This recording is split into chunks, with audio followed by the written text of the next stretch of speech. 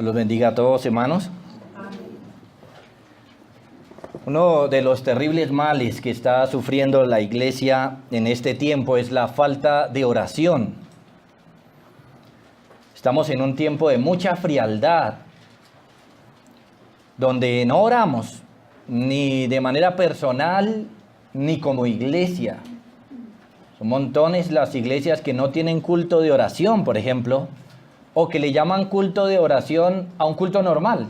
Es decir, le llaman culto de oración, pero no oran. Pero le llaman culto de oración, no sé por qué, pero esa es la manera, ¿no? Usted puede ser invitado a un culto de oración en algún lugar y no oran. Hacen cualquier cosa menos orar. Eso muestra la frialdad que se está teniendo como iglesia. Normalmente no oramos o no oramos como debiéramos. Los creyentes estamos siendo vencidos constantemente por la pereza, por el sueño, por el entretenimiento, por cualquier cosa, porque nuestra carne se opone al espíritu y lo vence muchas veces. Siempre posponemos lo importante para después. El mejor de nosotros en cuanto a la oración aún está lejos de ser un hombre o una mujer de oración, como lo vemos en las Escrituras. Muchas veces podemos reconocer que no oramos, nuestra conciencia nos acusa, pero es poco lo que hacemos. Igual no hay un cambio, no hay allí una transformación, no hacemos mucho, no hacemos nada, hermanos, para solucionar eso. Muchas veces podemos oír un sermón y salir, sí, yo no oro, igual, sigo igual. No hacemos nada allí. Y lo peor es que la falta de oración, hermanos, es falta de fe. Ese es un punto muy importante. La falta de oración es falta de fe. De alguna manera no creemos en el Señor, no creemos en lo que nos dice acerca de la importancia de la oración, de cómo Él responde, no creemos en todos esos pasajes que hay en las Escrituras. El problema fundamental es la fe. Es decir, somos hombres y mujeres de poca fe. No vemos las abundantes riquezas que Dios tiene para nosotros porque dudamos mucho y no pedimos. No estamos pidiendo. Así que el Señor maravilloso, sabiendo de las dificultades que afrontamos, nos dejó una cantidad de enseñanzas en las Sagradas Escrituras para corregir ese mal que está en nosotros. El texto que vamos a ver hoy es uno de ellos. Quiere el Señor enseñarnos y animarnos a orar y mostrarnos dónde debemos poner los ojos y dónde debemos ser corregidos. Es decir, que si nuestra oración va a mejorar, tiene que empezar por mejorar nuestra fe. Hay algo antes ahí. Si usted, hermano, es uno de esos que con toda honestidad puede reconocer lo mal que está en su oración, entonces roguémosle al Señor hoy. Roguémosle. De corazón, hermanos, que nos enseñe a través de este pasaje bíblico, que su Espíritu Santo nos transforme para que seamos una iglesia de oración, una iglesia llena de fe. Hermanos, una iglesia que ore al Señor por sus necesidades, que lo glorifique buscándolo tiernamente a través de la oración personal y pública. Una iglesia que se deleite viendo también a su Padre Celestial haciendo maravillas ahí. Porque realmente no vemos al Señor obrando porque no estamos rogándole. Oremos eso. Padre, una vez más agradecidos contigo, levantamos, Señor, nuestra voz ahora frente a la exposición de tu palabra para rogar misericordia, Señor. Permite que a través de ella, Señor, nuestra fe se fortalezca y por ahí mismo nuestra oración. Enseña, Señor, a nuestras almas lo que ellas necesitan. Y sobre todo, danos la resolución y la fuerza para hacer lo que debemos hacer. Solo tú puedes transformarnos, solo tú puedes hacer, Señor, que de ser personas con pobre oración, esta se incremente y seamos mejores hombres y mujeres de oración, una iglesia de oración. Danos esa gracia, Señor, esta mañana. Lo rogamos por tu Santo Hijo Jesucristo. Amén. Abra su Biblia en Marcos capítulo 7. Vamos a leer del verso 24 al 30, que ya leímos y vamos a volver a poner esto en nuestras mentes.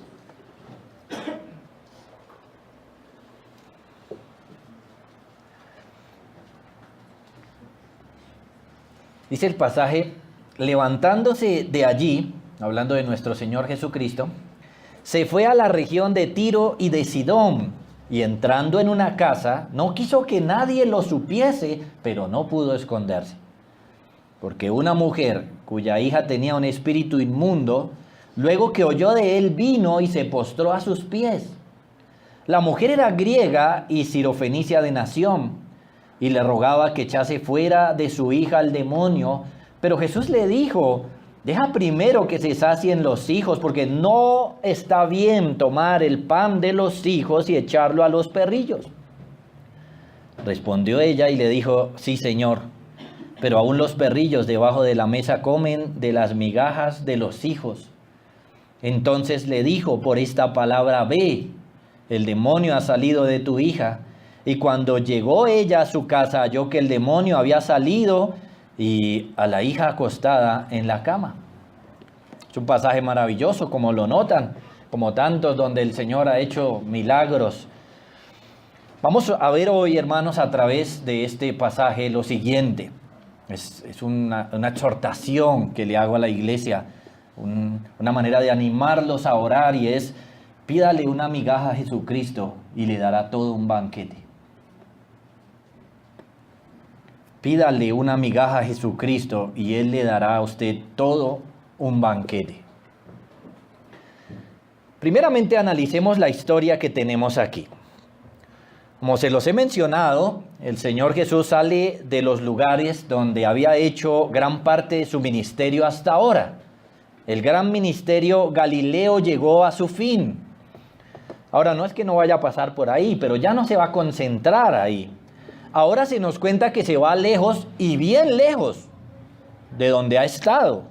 Viaja al norte a unas ciudades que se llaman Tiro y Sidón, dos ciudades costeras que quedaban ahí o quedan en el mar Mediterráneo, al borde del mar Mediterráneo.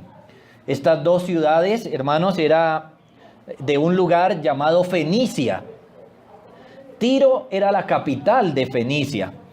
Es la primera vez que el Señor Jesús pisa tierra extranjera, porque hasta este momento siempre había estado en territorio de Israel. Siempre estuvo dentro de su pueblo, por decirlo de alguna manera. Pero ahora sí se va a tierra, digámoslo así, que no es judía. Se está yendo a tierra gentil. Es decir, sale de Israel y se va a pasar un buen tiempo donde personas que no son del pueblo de Israel. El propósito de este viaje, al estudiar cuidadosamente varios capítulos que siguen, realmente es instruir a los 12. Ese es el propósito. Eso lo vamos a ir viendo en los capítulos que siguen. Así que algunos le han llamado a este tiempo el retiro del Señor Jesucristo. Y la palabra retiro no es meramente la acción de retirarse, sino conlleva esto, ¿no? Un retiro un propósito al hacer este retiro con sus apóstoles. Y el propósito es la preparación de sus apóstoles.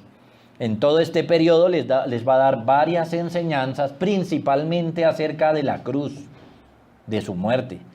Ya estamos a un año de que Él muera.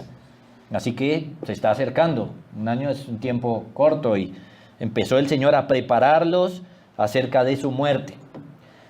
Ahora note que el pasaje nos dice que Él quería estar ahí en secreto. Y el propósito era ese, estar en secreto. No quería estar con tantas multitudes porque quería ahora concentrarse en los discípulos. Quería hablarles a ellos y enseñarles. Y nos dice que entrando en una casa no quiso que nadie lo supiese, pero no pudo esconderse. Noten que las noticias de su ministerio habían llegado hasta tan lejos. Había llegado a tierras lejanas. Recordemos Marcos 3, versos 7 y 8. Ahí se nos cuenta qué tan lejos habían llegado las noticias de su ministerio. Usted puede leer ahí en Marcos 3, 7. En otra oportunidad, mas Jesús se retiró al mar con sus discípulos y le siguió gran multitud de Galilea, que era donde estaba, pero de Judea, de Jerusalén, de Idumea, del otro lado del Jordán y de los alrededores de Tiro y de Sidón. Oyendo cuán grandes cosas hacía, grandes multitudes vinieron a él. Así que él ahora viaja lejos, pero ya las noticias de su ministerio hace rato habían llegado a esos lugares. Había personas en Tiro y en Sidón que conocían de él, que anteriormente habían viajado ahí a Galilea a buscarlo.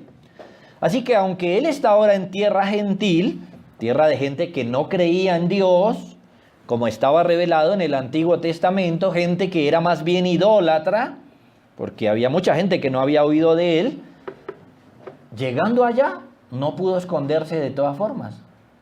Nos dice Marcos, pero no pudo esconderse. Ahora, esta expresión es muy importante porque nos muestra que su propósito era esconderse.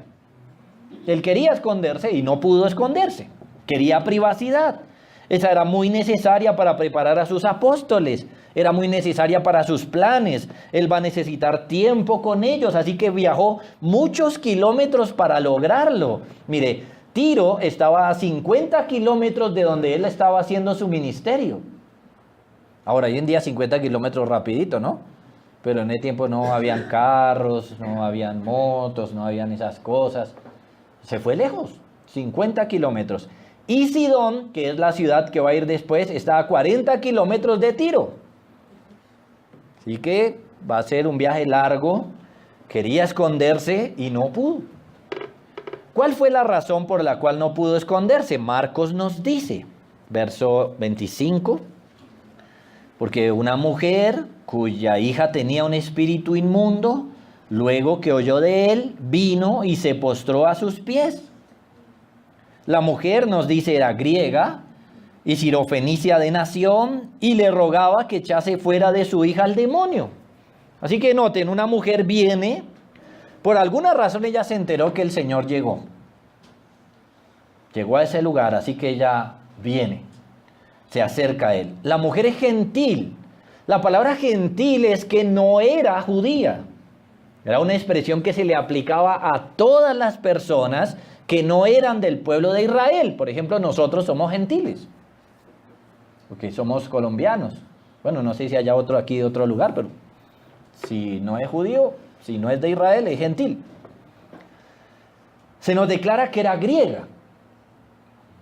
Ese era el lugar de su nacimiento. Eso nos muestra que era gentil de nacimiento. Y luego nos aclara su nacionalidad. Dice que era sirofenicia, de Siria y de Fenicia. Y todo esto es muy importante. Todo esto es muy importante para lo que va a seguir. Y ya lo verán. Es muy importante. Y el hecho de que Marcos lo esté poniendo allí, hermanos, debe llamar nuestra atención y ponerle atención. Así que podemos decir, vea, una mujer griega. Y digámoslo así, con cédula de ciudadanía sirofenicia. Así que por ningún lado tenía ninguna cercanía con el pueblo de Israel. Por ningún lado. Y eso va a ser crítico a la hora de pedirle algo al Señor. Una mujer gentil, de tradición pagana, no tiene nada que ver con la nación de Israel. Ahora Mateo nos aclara un poquito más porque esto es importante. Lea conmigo Mateo 15, 24.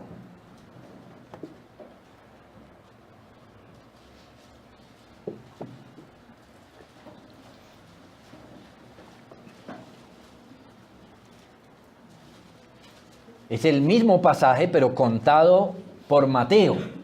¿Y qué nos dice Mateo?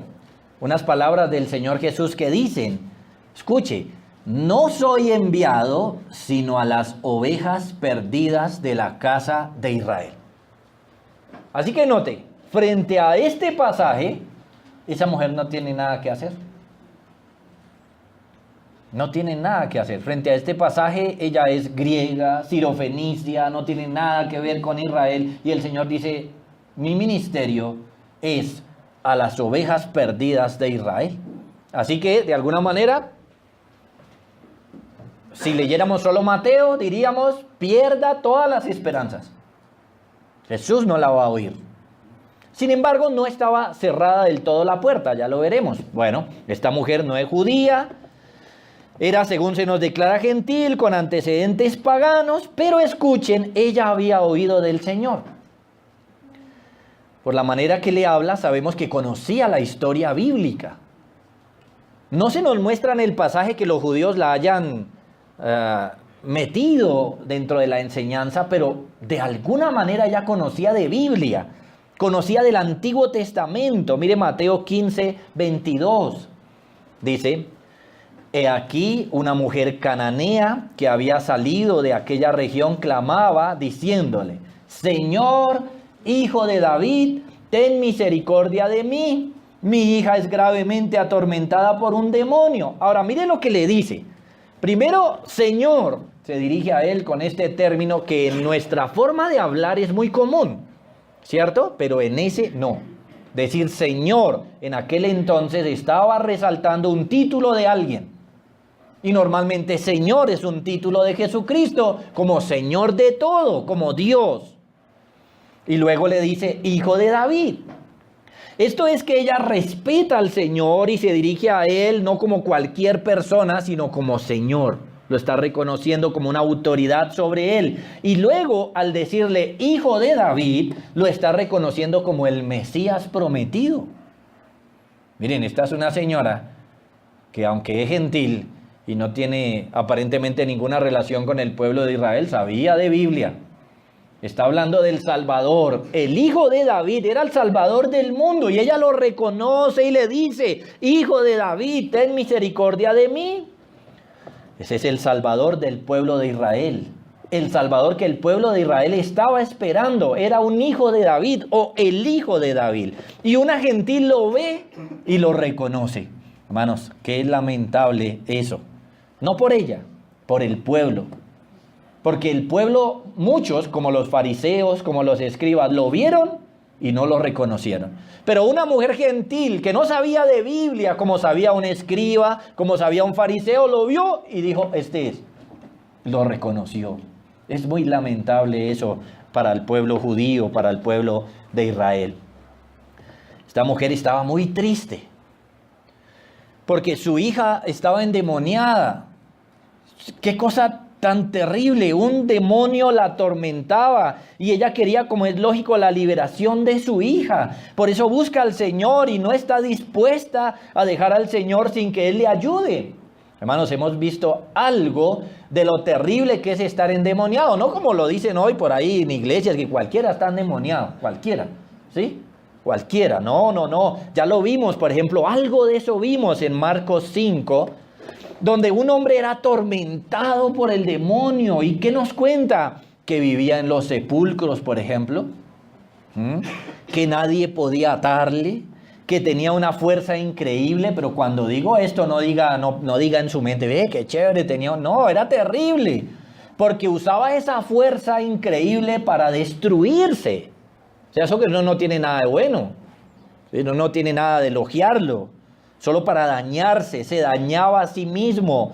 Marcos 5:5 dice: y siempre de día y de noche andaba dando voces. Imagínense, de día y de noche andaba gritando, angustiado, sufriendo. Es terrible. Yo no sé, usted ha visto personas, por ejemplo, a veces en la calle, usted va caminando y ve a una persona llorar y uno dice: uy, ¿quién sabe qué le pasó?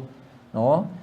¿Cómo era? Peor, gritando de angustia, gritando por su situación, gritaba por el estado en el que se encontraba. Este hombre era atormentado adentro y afuera porque se cortaba y se hería con piedras. Estaba gritando y nos dice que por todos lados andaba así, en los montes, en los sepulcros, hiriéndose con piedras. Eso es lo terrible de estar endemoniado. Y ahora la hijita de esta mujer está endemoniada. No se nos cuenta qué está pasando, pero el último verso nos muestra un contraste imaginario. Nos dice que cuando ella llegó a la casa la encontró acostada. O sea que ¿cómo normalmente la encontraba? Alborotada, no, nadie la puede coger, nadie la puede frenar, dañándose, hiriéndose. Una cosa horrible, hermanos. Maltratándose una y otra vez, destruyendo su cuerpo, sangrando, sintiendo dolor, pero no para, sufriendo en el alma, sufriendo en el cuerpo. Y esta mujer dice: mi hijita es gravemente atormentada por un demonio. En Mateo 15:22. Es una cosa terrible, hermanos, lo que tenemos enfrente. No sabemos exactamente qué le pasaba a ella, no sabemos cuál era su sufrimiento, pero estas palabras nos muestran que su sufrimiento no era liviano, porque dice, es gravemente atormentada. Era grave y era un tormento. Dos palabras que si las juntamos, las cosas se vuelven terribles. Un tormento es malo y algo grave es malo. Y si juntamos ambas, gravemente atormentada, entonces estaba en una situación horrible. Estaba sufriendo. Y la mamá no podía hacer nada. La mamá no tenía ningún poder para ayudar a su hija. Esta mujer estaba impotente ante los poderes de las tinieblas. No hay cura, no hay remedio, no hay médico para esto. Pero esta mujer ha oído de Jesucristo. El único que puede librar de los poderes de las tinieblas es Jesucristo. Como lo mostró a través de todo su ministerio, llegó así entonces a su ciudad. Así que aunque él quería esconderse, ella no lo dejó. No pudo. Esta mujer importuna lo buscó y le pidió, le rogó y hizo todo lo que podía hacer para buscar la bendición de Cristo para su hija. Es una historia bien hermosa a la final, pero llena de cosas horribles y tristes. En segundo lugar, miremos cómo actuó el Señor frente a este caso. Y quiero que le pongan atención a cómo actuó el Señor frente a este caso, hermanos y aún amigos. Escuchen, aparentemente el Señor no le puso cuidado. Esa fue la manera como él reaccionó. Aparentemente no le puso cuidado. Pero es un contraste bien interesante porque hasta aquí el que ha venido, él lo ayudaba. Es más, así no vinieran, lo miraba y tenía compasión de la gente y les daba cosas que hasta en algún momento no le estuvieran pidiendo. Él es compasivo, él es tierno. Y entonces uno dice, bueno, ¿y entonces qué pasó aquí? Porque el Señor como que no le quiere poner cuidado a esta mujer. ¿Cómo puede ser eso? Marcos 7:24. Vamos a estar mirando Mateo y Marcos para que tengan ahí una guía si quieren. Miren en el verso 26 de Marcos dice, la mujer era griega, sirofenicia de nación, y le rogaba, esa palabra es clave, que echase fuera de su hija al demonio. La expresión rogaba nos da a entender que lo hacía varias veces. No fue una vez, no fue algo puntual, algo así como le rogó y el Señor ya no le puso cuidado y listo. No, le rogaba. Varias veces le rogaba. Y entonces ahí ya empezamos a ponernos en contexto. Porque hay una mujer rogándole al Señor y Él no hace nada. ¿Por qué pasa eso? Algo está pasando.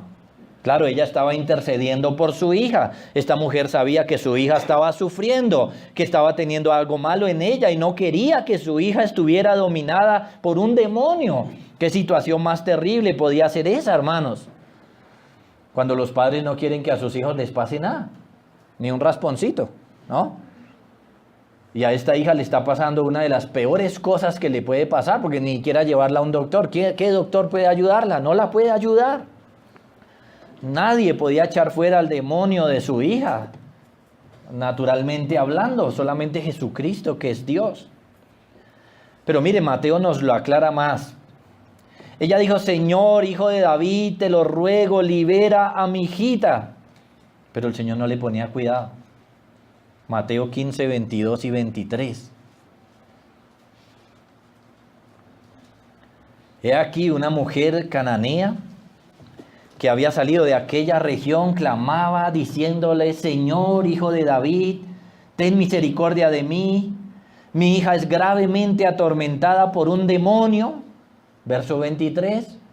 Pero Jesús no le respondió palabra. O sea, ni le respondió. Ni siquiera le puso cuidado. O sea, usted puede imaginarse al Señor Jesús así. Uno como que no pudiera imaginárselo porque Él siempre está ahí, pendiente de la gente, amoroso. Pero ahorita llega una señora y le dice, Señor, tenga misericordia de mi hija. Y el Señor seguramente siguió su camino, al parecer. Si entendemos bien Mateo, parece que seguía su camino. No le ponía cuidado. Y ella como que seguía atrás diciéndole, Señor, ayúdame. Hasta que llega un momento donde Él explica y aclara el tema, pero no le pone cuidado. Y esto es muy importante, hermanos. ¿Por qué no le pone cuidado? Y miren, esto también nos hace pensar que muchas veces no nos ponga cuidado a nosotros. Le rogaba y el Señor no le respondía. Ella le rogó y él no respondió. Hizo como que no la oyó o aparentemente como que no le puso cuidado. Y fue tal el caso entonces que sus discípulos tienen que ir y decirle al Señor: Señor, despide a esta mujer que nos tiene cansados. Es más, una interpretación nos hace pensar, no que ellos le dijeron: Señor, hazle el milagro. No, despídela, que se vaya. ¿Sí? Dice que entonces, acercándose sus discípulos, le rogaron diciendo: despídela, pues da voces tras nosotros. Es decir, el Señor como que siguió su camino y ella se queda más atrás del Señor y más atrás de los discípulos, y ahora empieza a gritar, da voces. Esto es, que estaba gritando. El Señor no le respondía, así que ella seguía y gritaba tras los discípulos. Esta mujer importuna gritaba por ayuda. Así que los discípulos quedaron cansados de esta mujer y: no, pero Señor, despide a esta mujer. Despacha a esta mujer. Uy, qué pereza esta mujer aquí detrás de nosotros, gritando y gritando: Señor, ten misericordia de mí. Eran duros los discípulos, como muchos de nosotros, porque esta mujer está clamando misericordia. Señor, despide a esta mujer. Qué pereza esta mujer aquí gritando detrás de nosotros. Es tal, hermanos, el desespero de esta mujer que grita: Señor, ayúdame, ayuda a mi hija está endemoniada. Hermanos, ¿cuánto debiéramos nosotros orar como esta mujer lo está haciendo? ¿Y cuánto debiéramos nosotros pedirle al Señor que rompa las obras de Satanás sobre nuestros hijos? Porque aunque nuestros hijos no están endemoniados, la Biblia nos dice que Satanás está cegando los ojos del entendimiento de los incrédulos. ¿Su hijo es incrédulo? ¿Sí? Para que no le resplandezca la gloria de Dios en la faz de Jesucristo. Esta oración debería ser nuestra. Si usted tiene un hijo adolescente y le ha estado predicando ya por 15, 17 años, usted sabe que es una de las cosas que está pasando en su corazón. A veces no sabemos, ¿no? Hace poco lo vimos, el domingo anterior. 1, son pecadores. Pero 2, que Satanás está cegándolos. La parábola del sembrador nos decía que hay ciertos corazones donde el Señor permite que caiga la semilla y el diablo viene y se la roba. Él está obrando en los corazones de los incrédulos, también en nuestros hijos, para que no vean a Dios, para que no vean su gloria, para que no crean. Hermanos, ¿cuánto debiéramos orar nosotros como esta mujer? Pedirle al Señor que libre a nuestros hijos. Esa es la mayor bendición que podemos pedir para ellos. Hermano, piense en esto. Esta mujer está ahí frente al Señor y Él no le dice nada. No le responde. La ignora. Muchos hasta pueden pensar mal del Señor, como este duro. Pero no, porque ya hemos visto hasta aquí abundantemente que Él es compasivo. Así que no se trata de eso. Muchas veces, hermanos, aun cuando muchos no lo buscaron o lo buscaron por las razones equivocadas, Él era compasivo. Pero aquí calla. Está callando. No responde. No da solución. Hermanos, pero no calla por dureza. No es por dureza, ya lo hemos visto. Entonces, ¿por qué calla? Pudiéramos preguntarle: ¿por qué callas, Señor? ¿Por qué callas? ¿Por qué guardas tanto silencio? Debemos aprender, hermanos, que el Señor tiene profundas enseñanzas para nosotros cuando calla. Miren, nosotros estamos orando y Él calla, dejamos de orar. Por falta de fe. Porque decimos: el Señor no lo va a dar, no me va a dar eso. Pero muchas veces no es eso, hermanos, no es dureza. Él calla porque hay profundas enseñanzas allí. Somos muy malos para orar, muchas veces no le pedimos al Señor las cosas y otras veces no insistimos, o si pedimos y no vemos el resultado nos desanimamos. Algunos piensan mal del Señor también. Hoy en día hay hermanos que: no, el Señor no me va a bendecir, piensan mal de Él, piensan como que Él es duro, como que Él no es compasivo, cuando vemos en las Escrituras que sí lo es. Hay un pasaje maravilloso cuando el Señor le dice a David, si esto hubiera sido poco, ¿no te hubiera dado más? Se da cuenta de la generosidad del Señor. Da cuentas de eso. Marcos 7:27, vemos la respuesta del Señor. En el 7:27 dice, pero Jesús le dijo, deja primero que se sacien los hijos, porque no está bien tomar el pan de los hijos y echarlo a los perrillos. El Señor le responde con sabiduría, con razones verdaderas y claras. Los hijos de Dios en ese momento eran los judíos, no los gentiles. Nosotros debemos entender esto, porque todo el mundo quiere ser hijo de Dios o cree ser hijo de Dios. Un gentil no era hijo de Dios. Como hoy en día no todos son hijos de Dios. Él está diciendo, usted es un perrillo, usted no es hijo mío. ¿Ven lo que está diciendo el Señor? Está poniendo las cosas en contexto. Los judíos eran los hijos de Dios, no los gentiles. Los gentiles en ese momento y hacia atrás estábamos en una situación terrible frente a Dios, hermanos. Debemos entenderlo. La situación nuestra por ser gentiles era terrible. Era terrible. Mire, por ejemplo, Efesios 2:12.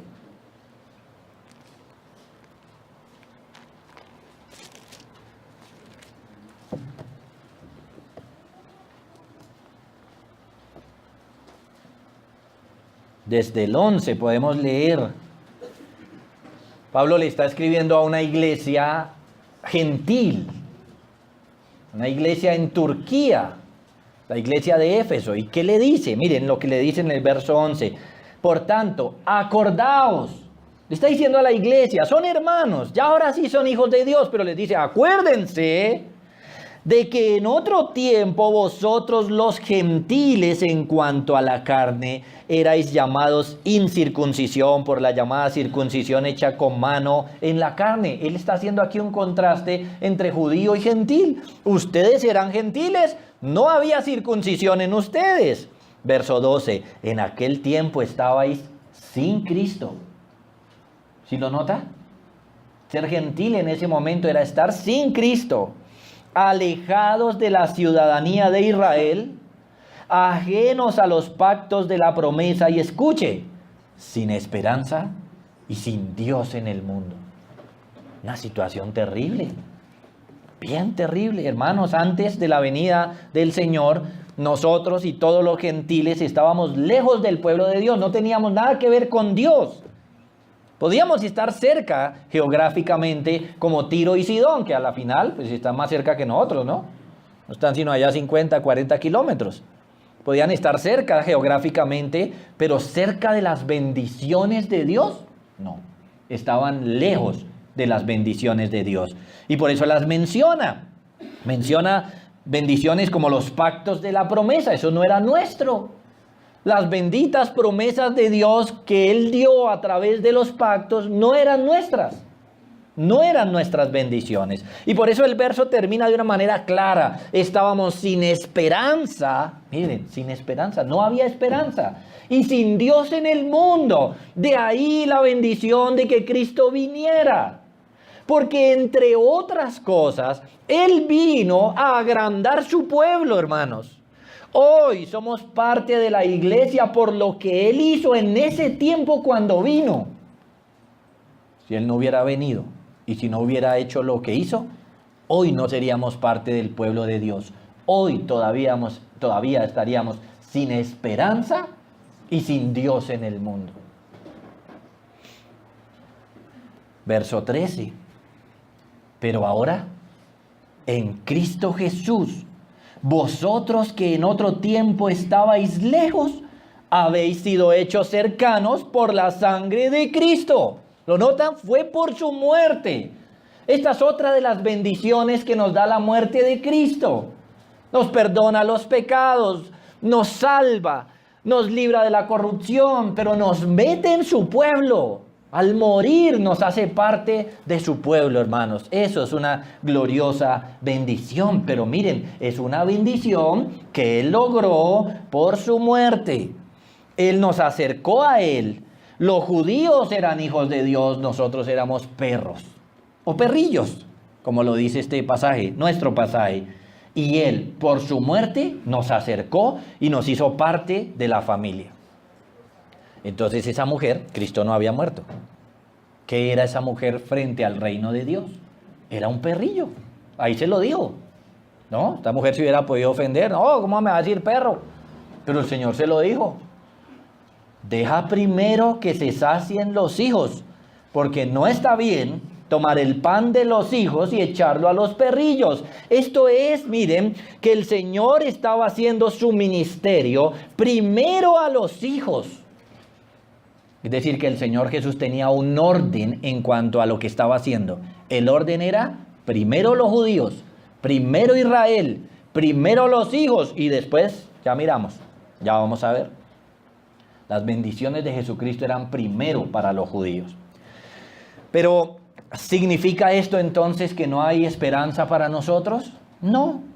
Miren que el Señor deja como la puerta entreabierta, la puerta de la bendición. Cuando leímos Mateo, uno dice, no. Y eso es lo bueno de que hayan varios evangelios porque se aclara. En Mateo se nos dice, yo soy enviado a las ovejas perdidas de Israel. Entonces uno podría concluir, soy gentil, entonces no hay nada que hacer. Pero no, hay más pasajes. No hay esperanza entonces para nosotros los gentiles. Sí hay esperanza. El Señor deja la puerta entreabierta porque le dijo, deja primero que se sacien los hijos. Porque no está bien tomar el pan de los hijos y darlo a los perrillos. Pero le dijo, primero, espere que se sacien, ¿no? Y yo ya miro, yo ya veré. Eso fue lo que el Señor le dijo, yo ya veré. Entonces, ¿entiende usted por qué no le estaba poniendo cuidado? Señor, Hijo de David, ten misericordia de mí. Yo ya veré. Primero, lo primero. Tenemos aquí a nuestro Dios, a nuestro Señor Jesucristo ordenado, cumpliendo prioridades.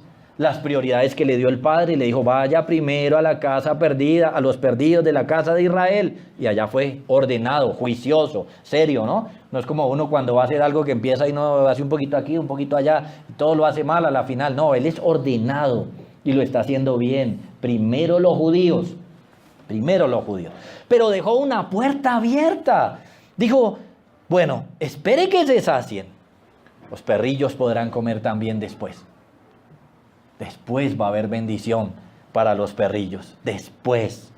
Esto es esperanza, hermanos. O como lo leímos en Efesios 2:13. Pero ahora, en Cristo Jesús, vosotros, gentiles, que en otro tiempo estabais lejos, habéis sido hechos cercanos por la sangre de Cristo. Así que llegó un momento donde el Señor Jesús dijo, aquí también hay comida para los perrillos después de mi muerte. Así que noten que no hay dureza en el Señor. Es solo una apariencia, aparentemente como que no le puso cuidado. Pero su obra después de morir iba a ser un solo pueblo entre judíos y gentiles. La iglesia del Señor está formada por judíos y gentiles. Pero el Señor le está diciendo, pero por ahorita, no. Espérese, deja que coman los hijos, que se sacien, porque no es correcto echar la comida de los hijos a los perrillos. Esta es la doctrina. ¿Cuál? Que el Señor vino primero a dar de comer a los hijos, después a los gentiles. Ese es el orden. Por eso no le respondió nada. Sin embargo, noten, como no era una norma absoluta, sino que era un orden, como queda demostrado por todas las bendiciones que a la final el Señor Jesús le da a los gentiles, era un orden establecido, entonces de todas formas el Señor le va a dar bendición a esta mujer. Pero permítame hacer un paréntesis aquí, hermanos. Es un paréntesis que me parece bueno. El Señor Jesús aquí nos enseña lo que es correcto. Deja que coman los hijos, que se sacien, porque no es correcto echar la comida de los hijos a los perrillos. Esto es, hermanos, que los perros y que las mascotas no son hijos. y por lo tanto no deben ser tratados como hijos, ¿no? Porque hoy estamos teniendo gente que no quiere tener hijos, sino perros. Están perdiendo realmente el norte, se están desviando. Que usted es uno de ellos y está desviado. Realmente eso es un error. Un perro no es un ser humano. Un gato no es un ser humano. Es menos que un ser humano. Porque solamente el ser humano fue hecho a imagen de Dios. Por lo tanto, no deben ser tratados como un ser humano. Ahora, eso no significa que yo odio los animales. A mí me agradan los animales, ¿no? Al decir esto, no estoy apoyando en el maltrato, más bien lo rechazo, pero los animales no están al nivel de las personas. No lo están, hoy ni nunca. Es una desviación que estamos teniendo hoy. Y hoy se nos enseña, ¿no? ¡Ay, si mataron un perro! No, como si fuera mi hijo, como si fuera mi hermano. No, no es lo mismo. No es lo mismo. Sí, ojalá no lo maten. Pero si matan a una persona, eso sí es grave. Eso sí es terrible. Realmente debemos tener cuidado. Los animales no están al nivel de las personas. El mundo los ve así y nos quiere enseñar, pero los cristianos no lo deben ver así. Y si usted es cristiano y usted es de los que dice, mientras más conozco a la gente, más amo a mi perro, dése cuenta que usted no piensa como Jesucristo. Usted está desviado en su mente. Su mente es mundana, realmente. Su mente no es bíblica. Jesucristo aquí lo dice. Primero los hijos. Los perros después, ¿no? Claro, hay comida para los perros, pero después. Sin embargo, esto es solo un paréntesis, así que volvamos a nuestro tema. No nos desviemos. El Señor vino a dar primero bendición a los judíos y después a los gentiles. Así que noten, la respuesta del Señor a esta mujer podría desconcertarnos, porque no le está poniendo cuidado, porque aparentemente no le muestra esa misma misericordia. Sin embargo, hermanos, el Señor simplemente le está mostrando, aquí hay un orden, y el orden debe cumplirse. Y eso es muy importante, hermanos, porque muchas veces cuando nosotros oramos y no se nos responde, seguramente estamos violando un orden. Y hoy no va a responder el Señor. Tenemos que saber orar. Veamos en tercer lugar la respuesta de la mujer. Esto es la insistencia de la mujer. En el verso 28 de Marcos 7. Respondió ella y le dijo, sí, Señor, pero aún los perrillos debajo de la mesa comen de las migajas de los hijos. Esta es más que una respuesta inteligente. Es decir, que esta mujer no debe ser admirada por responder inteligentemente. Alguno, ¿qué mujer tan inteligente? No, eso no es lo que tenemos aquí. Claro, es inteligente. Pero realmente esta mujer debe ser admirada es por su fe. No por su inteligencia. Es inteligente. Pero lo que debe ser admirada esta mujer es por su fe. Porque ella dijo, una migaja que me regale Jesucristo, con eso tengo. Eso es fe. Eso es fe. Imagínense, hermanos, cuántos nosotros vivimos pidiéndole al Señor, bendíceme por aquí, por allá, y como que nuestra alma no se sacia muchas veces, pero esta mujer dijo, que se caiga una migaja de la mesa. Eso es suficiente para mí. Eso es suficiente. Eso es fe. Hermanos, al acercarse al Señor hay que hacerlo con fe. ¿De quién es Él? Esta mujer dijo, una migaja, es una cosa gloriosa. Démela también, ¿no? Ella entendió la metáfora. Ella dijo, bueno, soy comparada con un perrillo, está bien. Sí. Reconozco que no soy hija, sí, tampoco puedo decir, no, usted tiene que ser mi papá, ¿no? Bien, reconozco que no soy hija, en esta relación no soy la hija, en esta relación soy la mascota, en esta relación soy el perro. Bueno, está bien. Pero miren, estas palabras no la desalentaron. ¿Y por qué no la desalentaron? Porque ella tenía verdadera fe. Es decir, ella sabía quién era Jesucristo. Sabía quién era Él. Porque la verdadera fe no es lo que uno quiera decir que es fe. La verdadera fe está basada en la Biblia. Está basada en la revelación. Y ella sabía que Él era el Señor, Hijo de David. Ella lo sabía. Por lo tanto, hermanos, esto no la desalentó. podríamos decir que ya entendió exactamente lo que el Señor le estaba diciendo, porque el Señor en la metáfora no cerró la posibilidad. En la metáfora no le dijo, no le voy a dar nada a los gentiles. No, el Señor dejó la puerta entreabierta cuando dijo, primero los hijos, después los perritos. ¿Sí? Primero voy a servir la comida en mi casa a los hijos. Cuando ellos acaben, cuando ellos se llenen, le voy a dar comida a los perritos. Eso fue lo que él dijo. Así que ella vio la puerta entreabierta. Ella vio que había posibilidad de pedirle al Señor las migajas de los perros y la pidió. Está bien, está bien. No pidió un pan, no pidió un bocado, solo una migaja. No me la niegues, Señor. Le pidió una migaja. Le pidió a Jesucristo las migajas que pudiera dejar caer de la mesa a los hijos. No peleó porque le dieran una porción completa de hijo. No se amargó. Le pidió, dame las migajas. Eso está bien, dame las migajas, Señor. Eso es fe, hermanos. Eso es fe. Esto es que si Jesús nos regala una migaja de pan, eso para nosotros será todo un banquete. Un poquito que el Señor nos dé, hermanos, será la gloria para nosotros. Así debemos verlo. Había una pequeña posibilidad, había la posibilidad de recibir migajas y ella dijo, está bien, dámelas, me conformo con esas migajas, me conformo con alegría. No a regañadientes, pero dámelas, Señor. Esto es un asunto de fe. ¿Qué es lo que el Señor me da?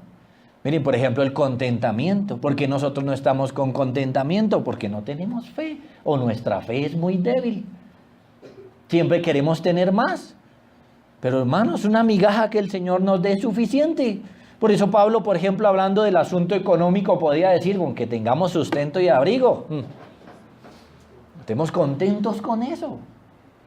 En ese tema, que son los temas que muchas veces llenan más de preocupación nuestra alma. La oración es un asunto de fe, hermanos. Acercarse a Dios en oración es un asunto de fe. Ella no tenía en su mente lugar a dudas de que el Señor la podía bendecir, que era poderoso. Pero aunque una dificultad y era el orden de las cosas, el orden como debían ocurrir, en ese orden ella se sometió al orden. Eso es fe. Mire, nosotros mostramos nuestra falta de fe cuando no respetamos el orden de las cosas. Por ejemplo, quiero algo, pero lo quiero ya. Y el Señor puede decirnos, no, Señor, primero los hijos, después los perritos. Y si yo me amargo, si yo digo, entonces no vuelvo a la iglesia porque el Señor no me responde. Si yo digo, no, es cuando yo quiera porque estoy pidiendo, eso no es fe. Y eso demuestra que yo no tengo fe. Esta mujer demostró fe porque el Señor le dijo, mira mujer, este es el orden. Y ella le dijo, listo. Eso es fe. Cuando Cristo dice, esto es así, y yo me allano a eso, me sujeto a eso, eso es fe. Y ahí es donde nos falta mucho, hermanos. Ahí es donde nos falta mucho. Nosotros oramos y si el Señor no nos lo da, entonces miramos por dónde lo vamos a obtener. Y no respetamos el orden. Y al no respetar el orden, hermanos, nos va mal, nos va peor. Pero además de que nos va mal en esta vida, lo estamos ofendiendo porque no estamos creyendo en Él. Y le estamos diciendo, como tú no me lo das, yo lo voy a coger. Ese fue el pecado de Eva. El Señor le iba a dar la sabiduría a Eva, pero le dijo, hay un orden. Por ahora, no coma del árbol. No coma del árbol. Viene la serpiente y la tienta y le dice, no, cójalo con sus propias manos. Fe es, hermanos. Claro, creer que Él lo va a dar, pero creer también en sus métodos. Esto es fe. Creer en sus métodos, en las formas, en las maneras como Él lo va a hacer. Y mire, si usted quiere santificarse y no ora, es un problema de fe, porque es a través de la oración, entre otras cosas, que el Señor lo va a santificar. Hay aquí hermanos que están torturados porque dicen, yo no cambio, yo no mejoro, yo no me santifico, pero tampoco usa el método. ¿Qué le está fallando? La fe. Hay esposos, no, que mi esposa, pastor, que mi esposa es amargada, que no hay que... ¿Cuál es el método? ¿Acaso usted no debe ser el maestro de ella? Usted tiene que liderarla con amor, ganar su corazón. Pero no cree en el método. Y si no cree en el método, ¿se da cuenta? Es un asunto de fe. Por eso muchas de nuestras oraciones no son contestadas. Muchas de nuestras oraciones el Señor sigue de largo. Y aunque usted grite, si no lo hace en su método, si no lo hace en su orden, no va a tener respuesta del Señor Jesús. En su compasión nos llena de muchas bendiciones, pero otras veces nos dice, este es el orden, no lo quiere usar, entonces no hay bendición. ¿Están dando cuenta, hermanos? Es un asunto de fe. Fe, de creer en Él, de creer en su palabra y de creer en sus métodos. Se los he dicho, por ejemplo, hay papás que educando a sus hijos se lo quieren es entregar a Él y no quieren usar el método. ¿Cómo puede venir su hijo a la salvación? La Biblia dice, por la crianza, una crianza piadosa. Pero los papás no quieren criar y solamente oran y dicen, Señor, te entrego a mi hijo, tú mira a ver qué haces con él. Y el Señor no va a voltear a mirarlos. No les va a responder porque ese no es el método. Y si usted tuviera fe diría, si este es el método, así es que lo tengo que hacer. Porque eso es fe. Ese es el orden que el Señor está estableciendo. Así que eso fue lo que dijo esta mujer. Esta mujer entendió. Dijo, si este es el método, yo me someto. Los perros comen migajas. Dame una migaja. Dame una migaja. Esa mujer estaba dispuesta a recibir del Señor sus migajas porque eso es fe. Eso es fe. ¿Ven?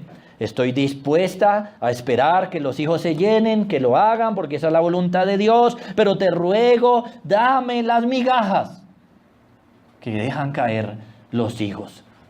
Y así era, hermanos, que estaba ocurriendo. Si nos devolvemos en nuestra mente, recordamos, hermanos, cómo el Señor sanó montones, multitudes eran sanadas de judíos. Multitudes eran alimentados, ¿no? Vimos lo de la alimentación a los 5,000, pero ahora una mujer. Y no hay milagro, ¿no? Y si lo hay, ¿cómo se llama ese milagro? Una migaja que dejó caer el Señor Jesús. Ella valoró la migaja y la pidió, hermanos. Eso es fe. Eso nos enseña que la oración correcta es un asunto de fe. Así que la oración debe hacerse creyendo, no solamente que el Señor lo va a hacer, sino creyendo en que todo lo que el Señor me dé es bueno para mí. Y en sus maneras y en sus tiempos, en el momento que Él quiera. ¿Ven? No es lo que yo quiera y cuando yo lo quiera. Es cuando Él quiera, en el método que Él quiere, de las maneras que Él quiere. Que si aún lo que Él me quiere dar es una migaja, yo la debo valorar como un banquete. La debo ver como un banquete. Esto nos enseña, hermanos, que la oración correcta debe hacerse conforme a la palabra de Dios. Así que debemos aprender de Biblia. No podemos orar sin Biblia, tenemos que orar con Biblia. Esto no significa que estamos orando y leyendo al mismo tiempo, sino que cuando estamos orando, el entendimiento de las Escrituras debe ser usado en la oración. No podemos orar desprendidos de la Biblia. Y si oramos desprendidos de la Biblia, eso no es fe. La fe es creer en el Señor y en lo que nos dice, en sus métodos. La Biblia es nuestra fe. Si uno le preguntara a un creyente verdadero, ¿cuál es su fe? Debiera decir, esta es mi fe. Y si esta es tu fe, pues se supone que usted hace lo que aquí dice. En cuanto a la oración, debe orar como aquí lo dice. Esa es la manera. Es decir, que la palabra de Dios designa un orden. Y ese orden no puede ser alterado. Pedir algo para alterarlo sería pedir contra la voluntad de Dios. ¿Me hago entender, hermanos? Muchos cristianos piden contra la palabra de Dios. Ojo con eso. Saben que algo está mal y lo piden. Entonces no van a tener respuesta. Y si tienen respuesta, como alguno ha dicho, eso más bien es evidencia de que el Señor lo desechó y le dio lo que quería. Por ejemplo, solteros cristianos que saben que Dios no quiere que se unan en yugo desigual y lo piden. ¿Ah? ¿No es eso una perversión? Eso es una perversión, porque el Señor ha establecido un orden. Cásese, pero en el Señor. Y viene un cristiano, o se cree cristiano, y quiere alterar el orden. Quiere alterar el orden. Él dice, bueno, pues el Señor me dice que no me una con un incrédulo, pero también habla de la oración, entonces lo voy a pedir a ver qué pasa. No cree. Si el Señor le está diciendo, no se una con un incrédulo, pues Él nunca le va a responder esa oración. Usted puede unirse con un incrédulo mostrando su pecado. No porque eso era lo que Dios quería ni su voluntad, porque aquí está revelado. ¿Me hago entender, hermanos, cómo podemos alterar el orden de las cosas? Esta mujer hubiera podido alterar el orden diciendo, no, dame el pan de los hijos. No, ella no hizo eso. ¿Ven? No hizo eso. Hay cristianos que piden cosas malas, por eso el Señor no se las da. Y qué bueno que no nos las dé. Pero estamos orando mal. Estamos alterando el orden, hermanos. Mire lo que dice Santiago 4:3.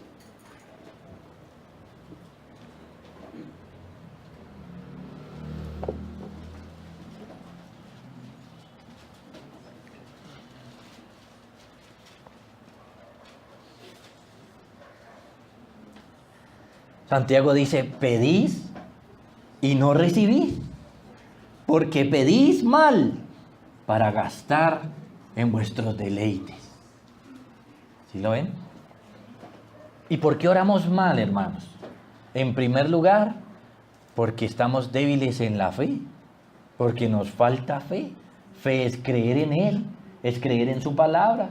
Y si Él nos dice pues que no pidamos nada que sea pecaminoso, no deberíamos pedir nada que sea pecaminoso. Debemos pedir lo que Él nos dice que debemos pedir.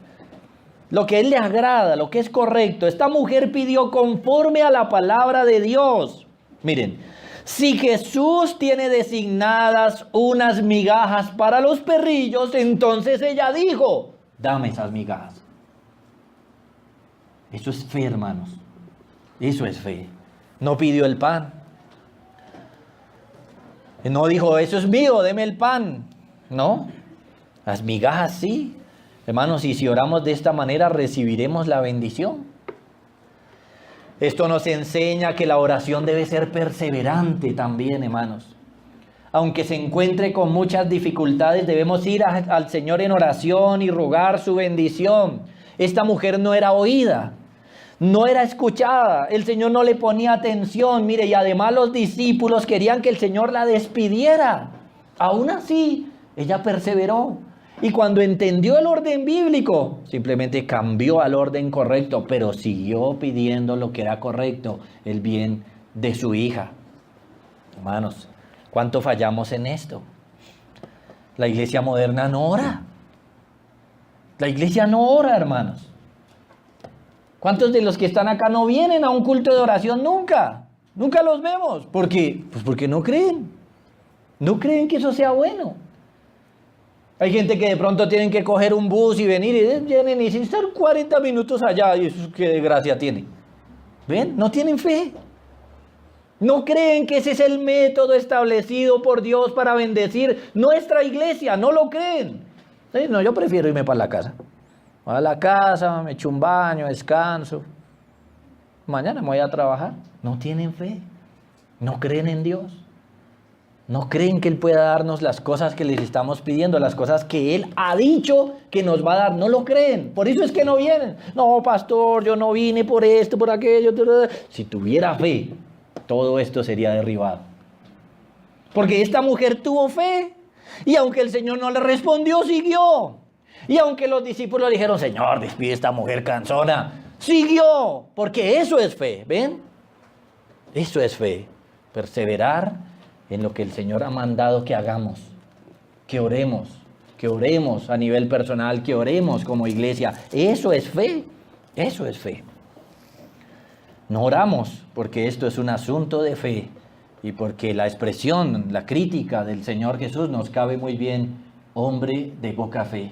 mujer de poca fe. Esa es la razón, ¿sí? Esta mujer creía en Jesucristo y creía que Él tenía el poder para bendecir a su hija. Además se dio cuenta que era una oración correcta, solo que tenía su orden y su tiempo, y lo hizo como el Señor quería que lo hiciera. Nosotros dejamos de pedir muchas veces porque no creemos, porque nuestra fe es débil y no la fortalecemos tras del hecho. Si usted no es un hombre de oración, mire, si usted puede reconocer, no, pastor, yo poco devocional, casi no hago devocional. Si usted es un hombre de poca oración, si usted es una mujer de poca oración, su problema es de fe. El problema está en que usted no cree que esto es importante, que este es el método, que Dios le va a responder. Hay muchos cristianos que cuando el Señor responde una oración, esto se les cae así la quijada de lo asombrados que están, porque nunca han visto las bendiciones de Dios. No creen, es un problema de fe. Entonces, hermanos, hay que fortalecer nuestra fe para orar persistentemente.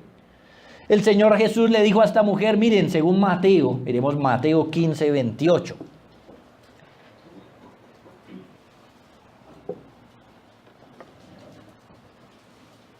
Después de que ella le dijo que le diera las migajas de los perrillos.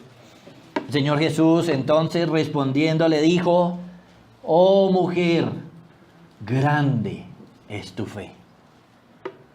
Es un asunto de fe. Es un asunto de fe. ¿Por qué ella persistió? ¿Por qué persistió en el orden bíblico? ¿Por qué cuando entendió el orden, cuando el Señor le dijo, usted no es un hijo, usted es un perrillo? ¿Por qué ella hizo una oración correcta? ¿Por qué lo aceptó? ¿Por qué se sometió? ¿Por qué dijo, está bien, soy el perrillo en este cuento, en esta relación, entonces regálame las migajas? ¿Por qué hizo todo eso? Porque grande era su fe. Entonces esto nos delata. Nuestra falta de oración, nuestra falta de someternos al orden establecido por Dios en la oración, revela nuestra poca fe. Oh mujer, grande es tu fe. Hágase contigo como quieres. Y su hija fue sanada desde aquella hora. Grande es tu fe. Esta mujer persistió en oración porque grande era su fe. Usted no persiste en oración porque su fe es débil. Su fe es débil. Por eso a usted no le parece la oración tan importante. No oramos porque no nos parece importante, no nos parece buena. Somos hombres y mujeres de poca fe. Y como la oración es un asunto de fe, si no fortalecemos nuestra fe, no vamos a fortalecer nuestra oración. Esto nos enseña, hermanos, que la respuesta a la oración puede tener demora, según el orden que el Señor en su sabiduría haya establecido. Aquí era primero los hijos, después los perrillos. Así que debemos someternos a ese orden. Es posible que el Señor no le responda pronto, pero si usted se cerciora de que su oración es bíblica, sígala haciendo. Porque todo tiene un orden y todo tiene un tiempo. El Señor Jesús, o más bien permítame decirlo de esta manera, Abraham le pidió al Señor hijo muchos años. Y nació cuando él tuvo 100 años. Nació su hijo, 100 años. ¿Ah? Hoy en día lo tienen a los 12, a los 13. Este tuvo que esperar 100 años para tener un hijo. Pero se lo dio, porque era en su tiempo. Entonces esto nos enseña que la respuesta a la oración puede tener demora. Hermanos, si estamos orando conforme a la Biblia, si estamos cerciorados, pues debemos descansar que todo tiene un orden.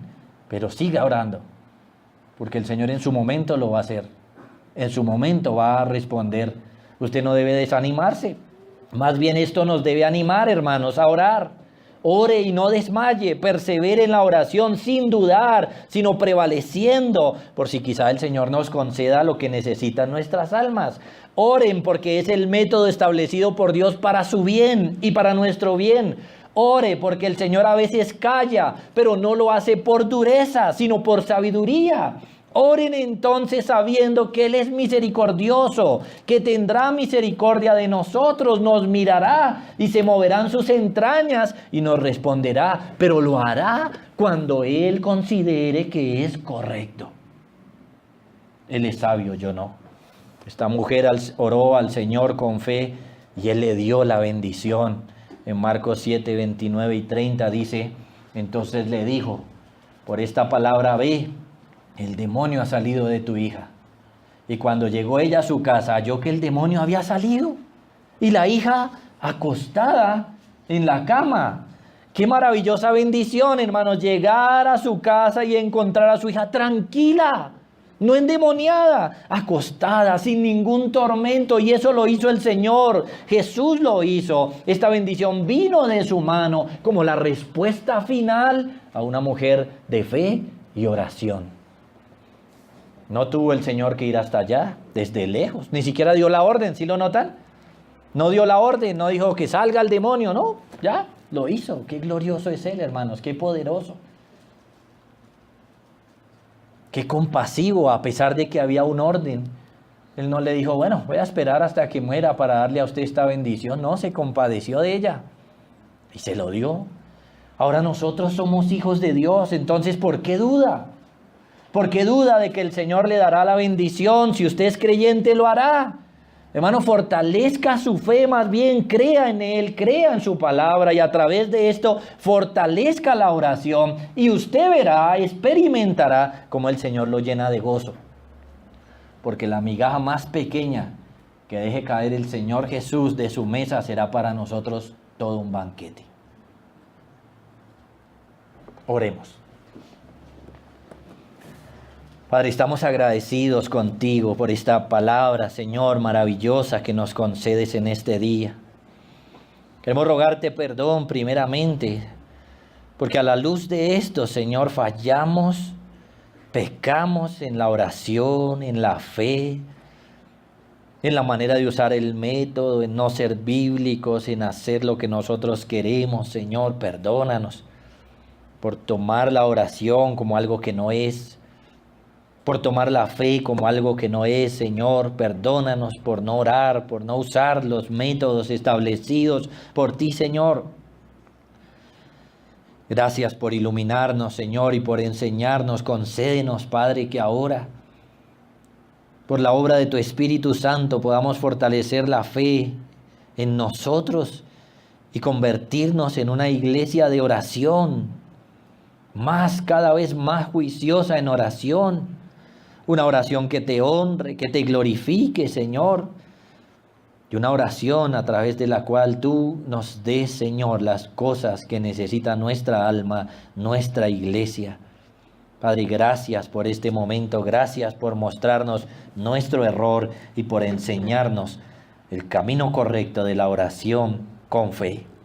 Señor, por tu Hijo Jesucristo, estamos agradecidos contigo. Amén. Dios los bendiga, hermanos.